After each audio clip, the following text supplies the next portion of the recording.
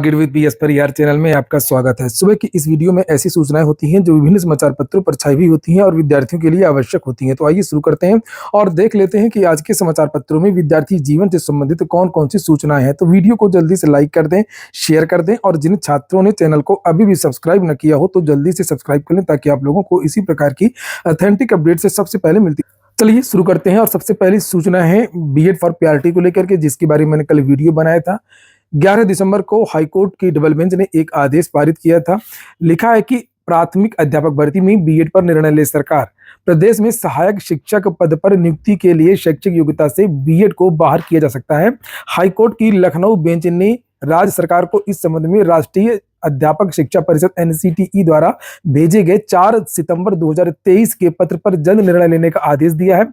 उक्त पत्र के द्वारा एनसीटीई ने सभी राज्य सरकारों को सर्वोच्च न्यायालय के देवेश शर्मा मामले में दिए निर्देश के आलोक में कार्रवाई करने का निर्देश दिया है। देवेश शर्मा मामले में शीर्ष अदालत ने एनसीटीई के उस अधिसूचना को शिक्षा के अधिकार कानून के विपरीत करार दिया है जिसके तहत बीएड को सहायक शिक्षक की योग्यता में शामिल किया गया था। न्यायमूर्ति AR मसूदी व न्यायमूर्ति ओम प्रकाश शुक्ला की खंडपीठ ने श्याम बाबू व 312 अन्य की याचिका पर सुनवाई करते हुए राज्य सरकार को उपरोक्त आदेश दिया। याचियों की ओर से अधिवक्ता राजीव कुमार त्रिपाठी की दलील थी कि 28 जून 2018 को अधिसूचना जारी करते हुए एनसीटीई ने सहायक शिक्षक की शैक्षिक योग्यता में बीएड को शामिल किया था।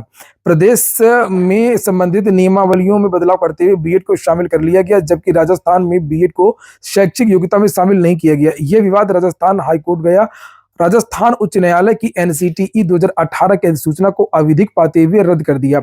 मामला सर्वोच्च न्यायालय गया और कोर्ट ने राजस्थान उच्च न्यायालय के फैसले को बरकरार रखा। वर्तमान मामले में याचियों ने 28 जून 2018 के अधिसूचना के क्रम में बीएड को शामिल करने संबंधी बदलावों को समाप्त करने व सहायक शिक्षक भर्ती परीक्षा 2019 यानी 69,000 के परिणाम में पुनरीक्षण की मांग की। हालांकि न्यायालय ने आदेश में कहा कि हमारे सामने यह मामला नहीं है कि सरकार ने 2023 के एनसीटीई के अनुपालन में कार्रवाई करने से इनकार कर दिया हो, लिहाजा अभी नियमों की वैधता को चुनौती देने का औचित्य नहीं है।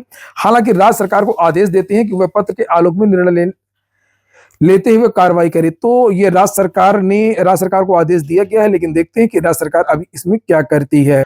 वहीं पर जो 68,500 शिक्षक भर्ती का विज्ञापन जारी हुआ था तब काफी विवाद हुआ था। हालांकि विवाद तो दोनों भर्ती में हुआ था। इसमें जो सिंगल बेंच थी उसने कहा था इसमें भ्रष्टाचार हुआ है और इसकी सीबीआई जांच की जाए। बाद में डबल बेंच से ये मामला रुक गया था। कुछ अधिकारियों पर कार्रवाई भी हुई थी। सुत्ता सिंह और जयविंदर सिंह एरी आप लोगों ने सुना भी होगा। लिखा है कि परिषदीय प्राथमिक स्कूलों में 68,500 सहायक अध्यापक भर्ती में हुई गड़बड़ी की सीबीआई जांच का जिन्हें 5 साल बाद बोतल से निकल आया है। सुप्रीम कोर्ट ने 5 दिसंबर को उत्तर प्रदेश सरकार से पूछा है कि हाईकोर्ट के सिंगल बेंच के आदेश पर सीबीआई में दर्ज एफआईआर की वर्तमान स्थिति क्या है।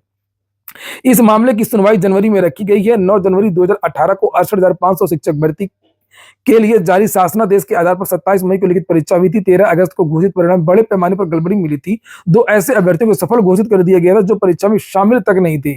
यही नहीं, परीक्षा में फेल 23 अभ्यर्थियों को भी पास कर दिया गया था। गड़बड़ी का खुलासा होने के बाद कई अभ्यर्थियों ने हाईकोर्ट में याचिकाएं दाखिल की थी और हाईकोर्ट ने सीबीआई जांच के आदेश दिए थे। और तब समाचार पत्रों के माध्यम से ये भी जानकारी मिली थी कि जो कापियां वगैरह हैं, ओएमआर शीट वगैरह है, वो जलाई गई थी। पहले अन्य सूचनाओं पर बात कर लेते हैं, उसके बाद में शिक्षक सेवा जो नियमावली है उस पर बात करेंगे, उसके प्रमुख बिंदुओं पर बात करेंगे। लोक सेवा आयोग की 2-3 सूचनाएं हैं। जैसे सहायक वास्तुविद नियोजन भर्ती में समकक्ष अर्हता समाप्त हो गई है, इसके लिए लोक सेवा आयोग ने एक नोटिस जारी की है। और प्रांतीय लोक सेवा आयोगों का सम्मेलन 18 दिसंबर को है, इसके लिए तैयारियां चल रही हैं। उत्तर प्रदेश लोक सेवा आयोग की मेजबानी में पहली बार देश भर के प्रांतीय लोक सेवा आयोगों का सम्मेलन 18 दिसंबर को प्रयागराज में होगा। इसके लिए आयोग परिसर को संवारा जा रहा है। 2 सत्रों में कार्यक्रम का आयोजन आयोग परिसर में ही किया जाएगा।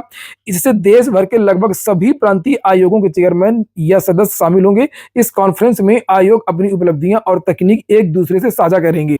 जैसे लोक सेवा आयोग बताएगा कि हमने कैसे 8 महीने के अंदर पीसीएस की भर्ती कंप्लीट कर लिया, पीसीएस की भर्ती 10 महीने में कैसे कंप्लीट कर लिया, वन टाइम रजिस्ट्रेशन ओटीआर की जो व्यवस्था वो किस तरीके से लागू की। ये इसी तरीके से दूसरे राज्य भी बताएंगे अपनी अपनी उपलब्धियां और जो अच्छी चीजें होंगी वो एक दूसरे का अनुसरण करेंगे। चलिए शुरू करते हैं और शिक्षक सेवा नियमावली की बात कर लेते हैं। क्योंकि इस नियमावली में सबसे ज्यादा चिंता है विद्यार्थियों को भर्ती प्रक्रियाओं में बदलाव को लेकर के। लिखा है अध्यापक व अनुदेशकों की लिखित परीक्षा जिला मुख्यालयों पर ही होगी। प्रदेश में शिक्षकों की भर्ती के लिए गठित उत्तर प्रदेश शिक्षा सेवा चयन आयोग की अधिसूचना के अनुसार, आप लोगों को याद दिला दूं कि बहुत सारे लोग सो रहे होंगे, वीडियो सुन रहे हैं मगर वो सो रहे हैं, यानी कि लाइक नहीं करना है।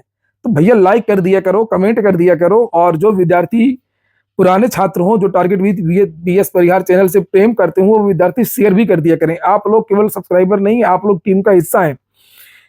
और यहाँ पर देखिए लिखा कि प्रदेश में शिक्षकों की भर्ती के लिए गठित उत्तर प्रदेश शिक्षा सेवा चयन आयोग की अधिसूचना के अनुसार आयोग विभिन्न स्तर पर शिक्षकों की भर्ती के लिए आवेदन लेगा। अध्यापक व अनुदेशकों की भर्ती के लिए लिखित परीक्षा का आयोजन होगा।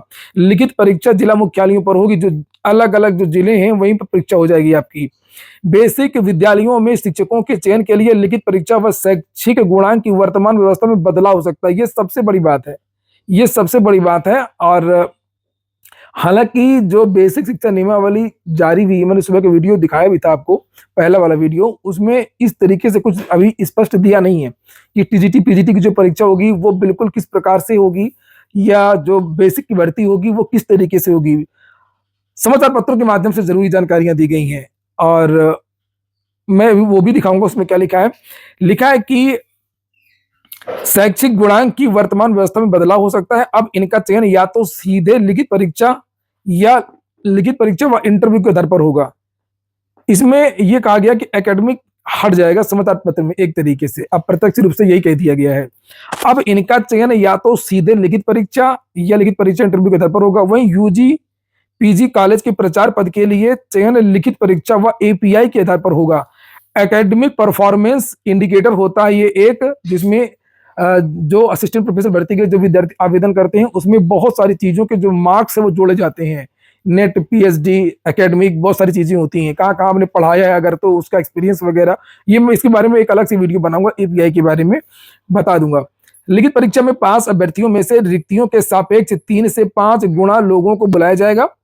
मालूम हो कि अभी तक अलग अलग स्तर के शिक्षण संस्थानों में भर्ती की अलग अलग प्रक्रिया थी, और वहीं पर यह बताया कि किस तरीके से इनकी नियुक्तियां होंगी, जो सदस्य और जो चेयरमैन वगैरह बनेंगे।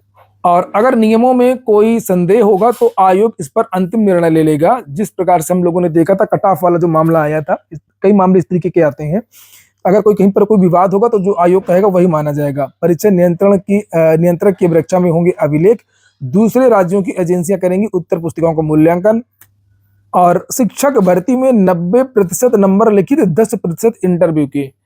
तो ये किसके लिए हो सकता है? ये असिस्टेंट प्रोफेसर भर्ती में तो निश्चित तौर पर होगा, क्योंकि वहां पहले भी साक्षात्कार होता था, और अन्य भर्तियों में भी हो सकता है। और लिखा है कि प्रदेश में उच्च से लेकर के बेसिक शिक्षा अनुदेशकों व सहायता प्राप्त अल्पसंख्यक कॉलेजों के शिक्षकों की भर्ती के लिए गठित उत्तर प्रदेश शिक्षा सेवा चयन आयोग की अधिसूचना बुधवार को जारी हो गई। और यहाँ पर लिखा है कि अध्यापक व अनुदेशकों की भर्ती के लिए लिखित परीक्षा का आयोजन होगा। लिखित परीक्षा 2 घंटे की ऑब्जेक्टिव होगी। लिखित परीक्षा के लिए 90% नंबर लिखित के और 10% इंटरव्यू के होंगे। जहां साक्षात्कार नहीं होगा वहां लिखित परीक्षा के ही पूरे नंबर जोड़े जाएंगे। पूर्णांक का निर्धारण आयोग करेगा।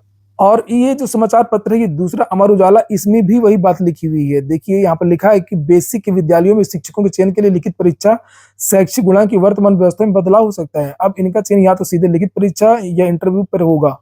और यूजी पीजी के लिए लिखित परीक्षा और एपीआई के आधार पर भर्ती होगी। चलिए, फिलहाल अधिसूचना जारी हो गई है और उम्मीद है कि अब बहुत जल्द इनका विज्ञापन निकलेगा और जो अध्यक्ष और सदस्य वगैरह हैं इनकी नियुक्ति हो जाएगी। और जैसे कि मैंने आप लोगों को बताया भी था कि जब तक अधिसूचना जारी नहीं होगी तब तक ये विज्ञापन नहीं निकल सकता है, जो चेयरमैन और सदस्यों इत्यादि। लोक सेवा आयोग की एक नोटिस, जिसे आप लोग यहाँ पर देख सकते हैं, एक भर्ती आई थी सहायक वास्तुविद नियोजक की। इसमें विद्यार्थी नहीं मिले हैं तो मेरिट को गिरा दिया गया है, और उससे नीचे के जो विद्यार्थी हैं वे विद्यार्थी आवेदन कर सकते हैं। और अधिक जानकारी आप लोगों को उत्तर प्रदेश लोक सेवा आयोग की जो ऑफिशियल वेबसाइट है वहां पर मिल जाएगी। और जैसे कि मैंने थोड़ी देर पहले बताया कि नगर एवं ग्राम नियोजन विभाग की जो भर्ती आई थी सहायक वास्तुविद की, उसमें जो आर्ता वाला मामला था उसमें संशोधन कर दिया गया, तो इसे भी आप लोग देख लें। अगली सूचना बिहार की है। शिक्षक भर्ती 1 लाख अभ्यर्थी आज पेपर देंगे। शिक्षक नियुक्ति परीक्षा के दूसरे चरण में 5वें दिन प्राथमिक विद्यालय के लिए गुरुवार को परीक्षा होगी। इसमें सामान्य उर्दू और बांग्ला विषय की परीक्षा होगी। शिक्षा विभाग और अनुसूचित जाति एवं जनजाति कल्याण विभाग में नियुक्ति के लिए यह परीक्षा होगी। 5वें दिन 1,07,000 से अधिक अभ्यर्थियों की परीक्षा होनी है। और लिखा कि 7 दिसंबर की जो परीक्षा हुई थी बिहार की शिक्षक भर्ती की, उसका जो रिजल्ट है वो अंतिम सप्ताह में जारी हो सकता है। दूसरे चरण की परीक्षा का रिजल्ट दिसंबर के अंतिम सप्ताह या जनवरी के पहले सप्ताह से देना शुरू कर देगा। आयोग की ओर से ओएमआर सीट की स्कैनिंग की प्रक्रिया शुरू है। 7 दिसंबर को ही परीक्षा का रिजल्ट सबसे पहले आने की उम्मीद है। अच्छा, आप लोग कमेंट बॉक्स में ये बताएं कि अगर आप लोगों को कहा जाए कि आपकी नज़र में कौन अधिकारी सबसे ज़्यादा तेज है और उसको उत्तर प्रदेश शिक्षा सेवा चयन आयोग का चेयरमैन बनाना है, तो आप लोग किसको चेयरमैन बनाएंगे? कमेंट बॉक्स में बताइए, अवश्य आप अपनी राय रखिए। वो कोई भी अधिकारी हो सकता है, किसी भी राज्य का हो सकता है। यहाँ पर परिणाम के बारे में लिखा हुआ है कि इसमें अभ्यर्थियों की संख्या कम है। जो 7 तारीख को परीक्षा हुई थी और ये परीक्षा पिछड़ा वर्ग, अति पिछड़ा वर्ग की है। और नीचे अन्य परीक्षाओं के बारे में, परिणाम के बारे में भी लिखा हुआ है कि कल्याण विभाग के अंतर्गत चलने वाले 6ठी से 8वीं कक्षा के विद्यालय में प्रचार के लिए परीक्षा ली गई थी। इसका रिजल्ट पहले आने की पूरी संभावना है। वहीं पर बिहार में 6,61,000 अभ्यर्थी देंगे 17 तारीख को दरोगा भर्ती की परीक्षा। शिक्षा निदेशालय उत्तर प्रदेश जुटा रहा है टीजीटी पीजीटी रिक्त पदों का विवरण। होगी दूसरी काउंसलिंग। टीजीटी पीजीटी 2016-2021 के रिक्त पदों की रिपोर्ट कई मंडलों ने अभी तक नहीं दी है। बम बना रहे थे, बम फट गया, हाथ उड़ गया। पीसीबी हॉस्टल की बात है, इलाहाबाद यूनिवर्सिटी की। और लगता है इसी वजह से जो उत्तर प्रदेश सरकार या केंद्र सरकार है, यहाँ पर चुनाव नहीं होने दे रही है। यहाँ पर बयान भी छपा हुआ है। खबर मिलने पर जब हम पहुंचे, ये जो बयान है वो अधीक्षक है प्रमोदचरण बनर्जी छात्रावास के, और लिखा खबर मिलने पर जब पहुंचे तो वहां पे पास आउट छात्र प्रभात जख्मी हालत में मिला। उसका साथी प्रत्युष भी घायल बताया गया, पर वह मौके पर नहीं मिला। जिस रूम की घटना है वह दूसरे वैध छात्रों के नाम पर अलॉट है। तहरीर पुलिस को दे दी गई है, पुलिस जांच कर रही है।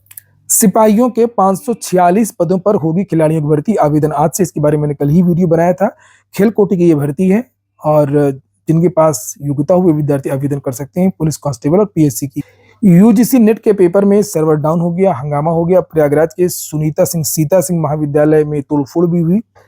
छात्रों का कहना है कि 1.25 घंटे परीक्षा देर से शुरू कराई गई। आधे घंटे बाद सिस्टम पुनः बंद हो गया, जिससे परीक्षार्थियों में गुस्सा आ गया। दर्जनों छात्र परीक्षा केंद्र पर देर शाम तक परीक्षा निरस्त होने की सूचना जारी करने पर अड़े रहे। सेंटर ऑब्जर्वर ने बताया कि 4 लोगों ने परीक्षा नहीं होने दी। एसीपी थरवई जंग बहादुर यादव भी मौके पर पहुंचे। वहीं प्रभारी निरीक्षक पंकज कुमार राय ने सिटी ऑब्जर्वर अर्चना सिंह से परीक्षार्थियों की फोन पर बात करें। उन्होंने माना कि सर्वर गड़बड़ी की समस्या पूरे शहर में रही। आज की वीडियो में इतना ही। पूरा वीडियो सुनने के लिए बहुत बहुत धन्यवाद।